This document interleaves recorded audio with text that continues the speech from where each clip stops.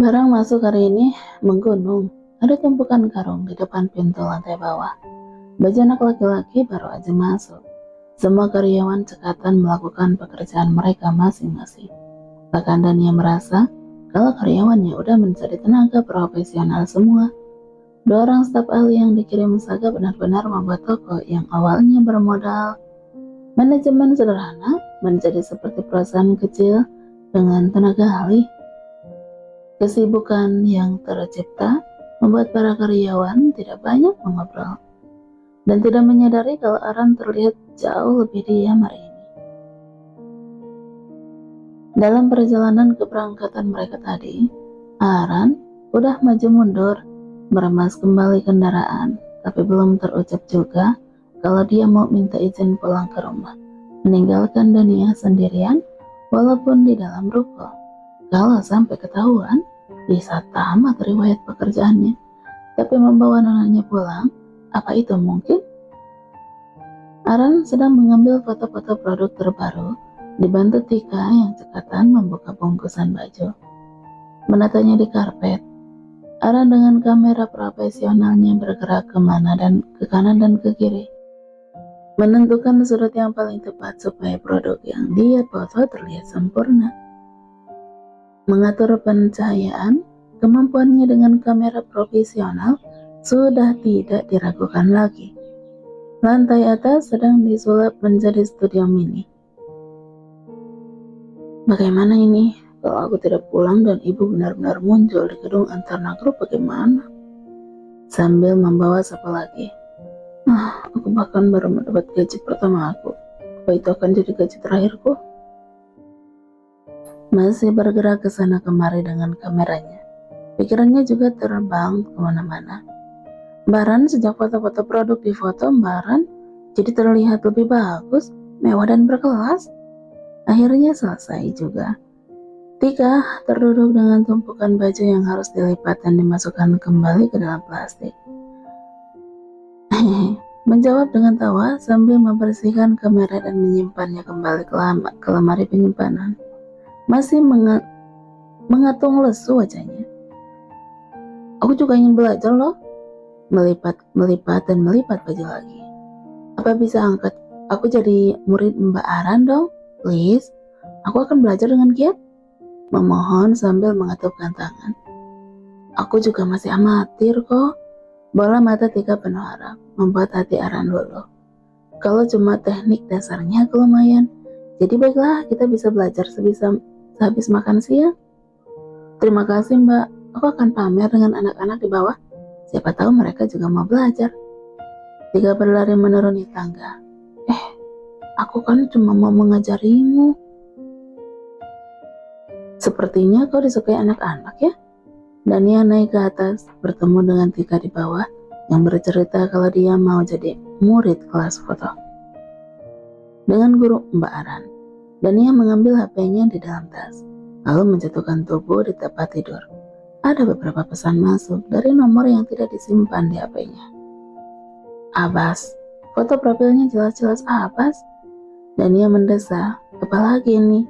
Urusan akan menjadi sangat panjang kalau sampai Tuan Saga tahu dia mengirim pesan pada laki-laki lain.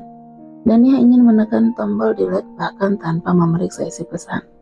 Tapi penasaran lebih menggerogoti hatinya dan akhirnya. Nia, apa kabar? Ini aku, Abbas. Nomor HP-mu tidak ganti ya? Dengan emotik senyum di belakangnya. Maaf, seharusnya aku tidak menghubungimu. Tapi aku tidak tenang dan khawatir. Jadi aku memberanikan diri menghubungimu. Nia, apa kamu benar menikah dengan Tuan Saga? Tuan Saga tidak memaksamu menikah dengannya kan? Apa kamu bahagia sekarang? Rentetan pesan dari Abbas. Dan dia menjatuhkan HP yang dia pegang sambil menatap langit-langit rukonya. Membayangkan wajah Abbas, laki-laki berhati hangat yang pernah mengisi hidupnya di masa lalu. Kenapa dia mengirim pesan seperti ini sih? Apa aku terlihat menyedihkan sekali kemarin? Dan ya, apa yang kau pikirkan sekarang? Hapus pesan ini dan jangan membalasnya kalau kau tidak mau mendapat masalah baru lagi. Nona, Aran mendekati tempat tidur ragu-ragu, berdiri diam, dan ia membuka matanya, membalik HP yang lampunya udah meredup, menyembunyikan pesan dari pandangan Aran. Kenapa? Dan ia bangun dan duduk di pinggir tempat tidur, dan ia menebak dari semua gerakan tubuh Aran yang penuh keraguan. Gadis itu masih diam meremas jemari tangannya. Nona, saya, tidak, maafkan saya, Nona. Kenapa? Duduklah. Ada yang mau kamu katakan?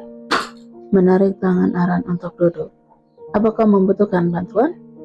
Apa aku boleh mengatakannya? Tapi bagaimana kalau Nona kesusahan juga? Kamu ini kenapa? Nona, apa hari ini sebelum pulang kita bisa mampir ke suatu tempat? Sebentar saja. Kemana? Dania sendiri pun ragu kalau saja dia bebas kemanapun tanpa seizin Saka, dia pasti tidak keberatan kemanapun Aran mau pergi. Selama ini masih di ibu kota. Pulang ke rumah orang tua saya, Nona. Akhirnya walaupun masih dihantui keraguan, Dania memutuskan tidak meminta izin atau melakukan pemberitahuan sekalipun pada sekretarisan. Dia memperkirakan akan pulang 2 jam lebih awal nantinya dari jadwal biasanya, lalu mampir ke rumah Aran. Setelahnya langsung pulang ke rumah. Keduanya saling mengikat janji dengan kelingking kalau kepergian mereka ini adalah rahasia. Maafkan saya sudah merepotkan Nona, dan terima kasih untuk pengertiannya. Sudahlah, maaf ya tidak bisa membantumu banyak. Dan ia sendiri merasa tidak berdaya. Aran tersenyum.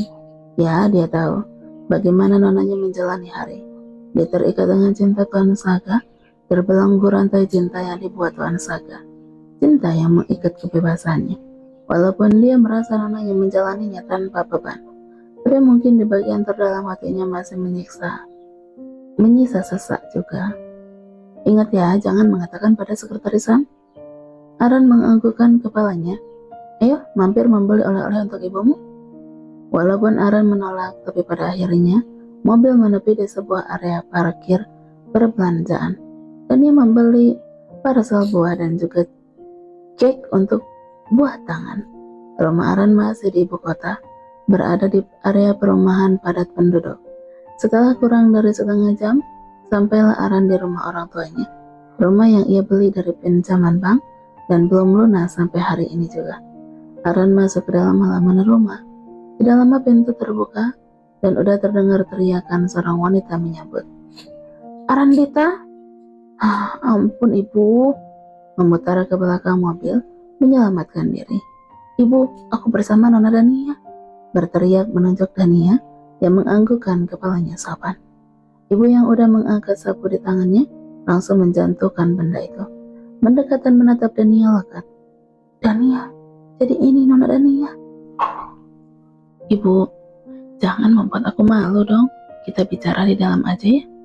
Melihat ibu yang mematung, melihat Dania, wanita itu lalu tersadar dan menundukkan kepalanya sopan. Bibi, jangan begitu. Dania mendekat dan mengelurkan tangan, lalu masuk ke rumah bersamaan. Sementara Aran mengeluarkan oleh-oleh dari mobil.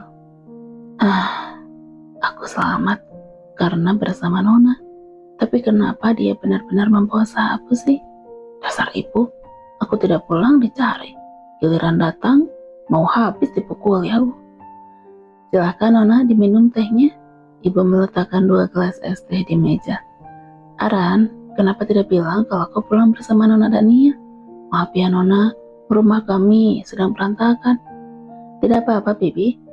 Silahkan Nona nikmati tehnya. Ibu Aran mengambilkan gelas di meja. Langsung diterima oleh Dania. Saya permisi bicara sebentar dengan Aran, melirik anaknya. Iya Bibi, jangan sungkan. Kalian kan udah lama tidak bertemu. Akhirnya mereka meninggalkan Dania di ruang tamu. Gadis itu berdiri dan melihat foto-foto yang terpajang rapi di dinding. Ternyata Aran juga punya adik laki-laki ya. Apa dia benar-benar Dania istri Tuan Saga? Berbisik pelan di telinga Aran saat berhasil mendorong anaknya masuk ke dapur. Ibu, berapa kali aku harus bilang sih? Aku bekerja menjadi asisten pribadi Nona Dania. Biar terlihat keren di mata ibu. Kalau Aran hanya menjawab kalau dia hanya sopir sekaligus pengawal, pelindung, dan orang yang mengawasi Nona selama keluar rumah, itu pasti tidak terdengar keren di mata ibu. Memangnya pekerjaan Nona Dania apa? Sampai perlu asisten pribadi. Ah, ibu, aku mesti jawab apa ini? Masalahnya bukan pekerjaan Nona Dania itu apa, Bu, tapi dia istrinya siapa? Wanita yang dicintai siapa? Presiden Antarna Group. Ibu mangkut-mangkut yakin. Benar juga. Untuk apa juga dia bekerja? Kalau udah mempunyai suami seperti Tuan Saga. Ayo keluar, Bu. Nona Dania sudah menunggu. Tunggu. Ibu menarik tangan Aran. Kau tidak bertemu dengan sekretaris jalan itu kan? Ibu berhenti memaki jalan menantumu. Kenapa sih? Dengar ya, ibu tidak akan pernah merestuinya. Kalau dia datang ke rumah ini, ibu akan menyiramnya dengan garam. Ibu, apa? Ayo keluar, Nona menunggu. Aran tidak mau menjelaskan apapun. Dia saja masih berjuang memperebutkan hati sekretarisan. Belum memenangi pertempuran dengan Amira, sekarang harus terhalang dengan restu ibu. Kenapa cinta itu menyusahkan begini sih? Ibu kenapa bicara yang tidak-tidak sih? Memalukan.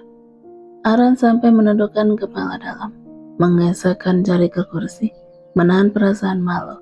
Sementara Dania bisa menanggapi pembicaraan ibu tanpa canggung. Ibunya Aran sedang bicara tidak tahu bersumbuk dan bermuara kemana. Banyak sekali yang dia ceritakan. Saat membicarakan Aran dengan semua cerita yang sedikit dilebihkan di mana-mana. Terima kasih sudah menjaga Aran, Nona. Masih tangan dengan meraih tangan dan menggenggam tangan Dania. Aran sampai menarik lengan baju ibunya. Wanita itu malah melotot. Apa? Dengan bahasa bibir tanpa suara. Aran bekerja dengan baik, Bibi. Dia gadis yang bekerja keras. Dania menepuk bahu tangan ibu Aran. Bibi memang pantas untuk berbangga. Iya benar, dia reporter bekerja keras. Kalau bukan karena sekretaris itu, Aran pasti punya pekerjaan hebat sekarang.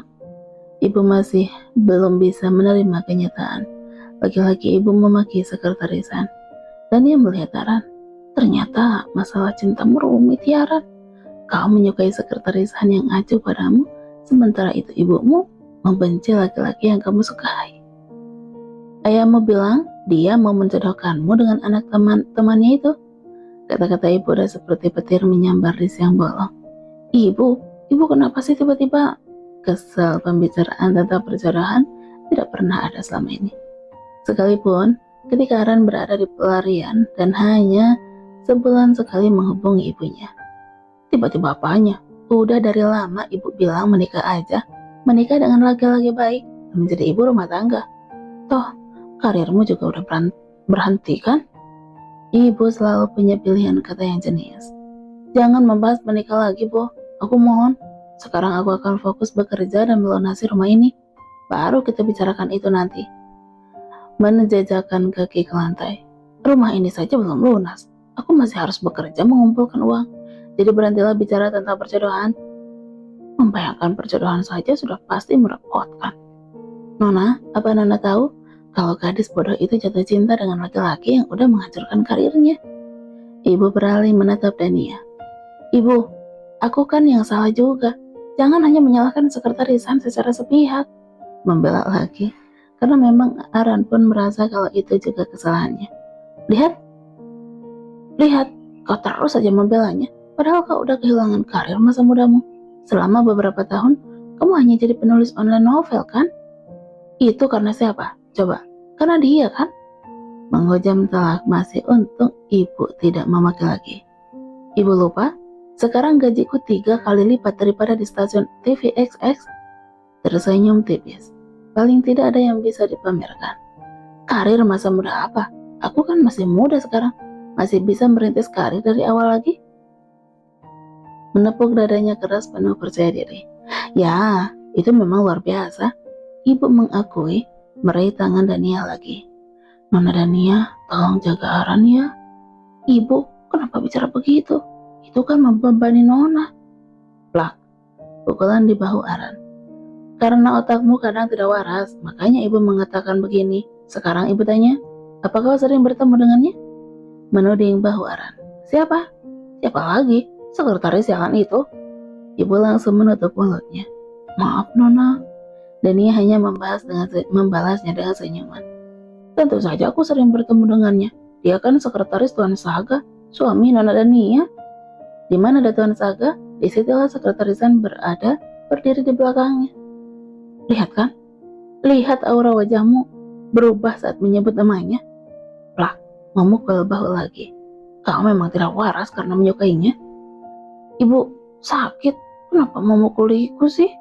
Dania tersenyum melihat pertengkaran ibu dan anak itu. Mereka bicara dengan keras, bahkan saling berteriak dan memukul. Namun tatapan mata mereka penuh dengan kasih sayang, saling mencintai dengan kedekatan dan hati mereka masing-masing. Dia bahkan tidak pernah mendapatkan cinta yang semacam itu.